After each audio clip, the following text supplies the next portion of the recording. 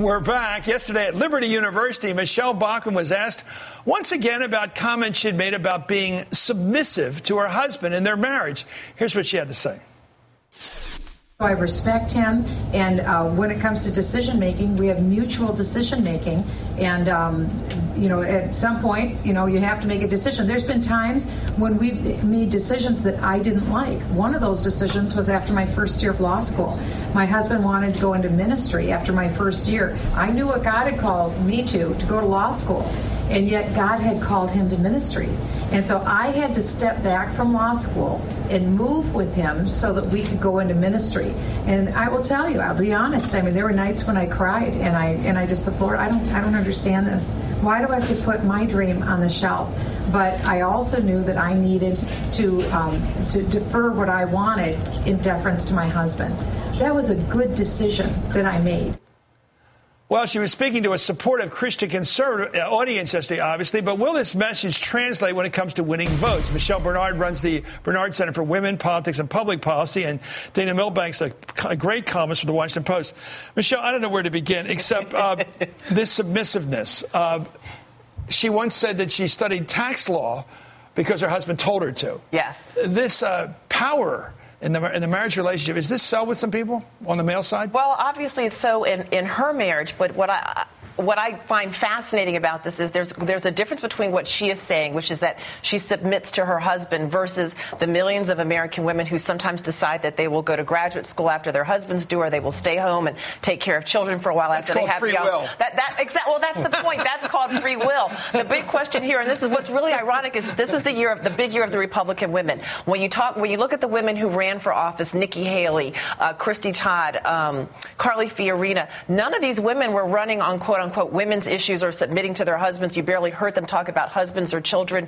And so you have to ask, why is she doing this? She seems to be behind the rest of the country, including the Republican Party. Well, I grew up with old-fashioned parents. I understand to an extent the who's the boss thing and all this father knows best stuff from the 50s. But would she let her husband tell her who to vote for example? Where does this thing end? This husband is the power boss. Look, if I were to say to my wife that we're following the Bachmann rules, honey, I would have such injuries that the best makeup artist here at MSNBC couldn't handle it.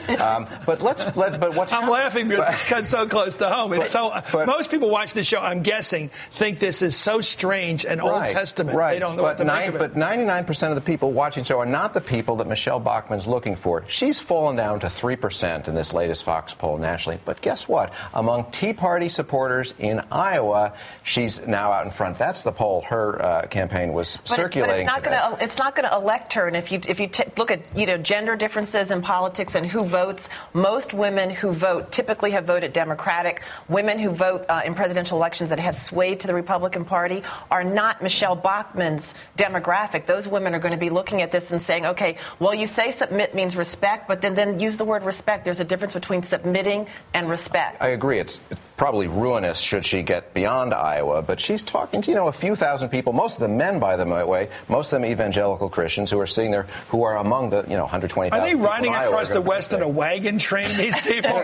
Where do they live? I want to ask you, isn't it strategic, though? I would never question her religion. I think she's a woman of great religious belief. But isn't this emphasis on religion we're getting right now really a reaction to the fact she has failed to get into the economic debate with Perry and Mitt Romney? She's not part of that debate. She needs to do her specialty. She's going back to what she knows, and her whole message and the sort of the headline of the speech was "Don't settle." So she's saying, "Don't settle for Romney, don't settle for Perry." There is some evidence that among the people she's targeting that it is catching on, but she has an awful long way to go. And to the extent it catches on, it of course makes her and anybody else unelectable. She's now Herman Cain has 5 times more voters than she does. This is the group of candidates who say that they don't want Sharia law to be adopted in the United States, and we know that that's never going to happen. But I raise that to say, here's the conflict. People use religion in a lot of other countries to demean and to harm women. So it's very weird in this context to hear a presidential candidate saying, I willingly submit to my husband, and I became a tax lawyer because he told me so. I think it's yesterday. I don't think it's. What's fascinating to me is these economic times are so tough right now. People want to talk economics. They want to talk Turkey. Absolutely. Michelle Bernard, thank you. Dana Milbank.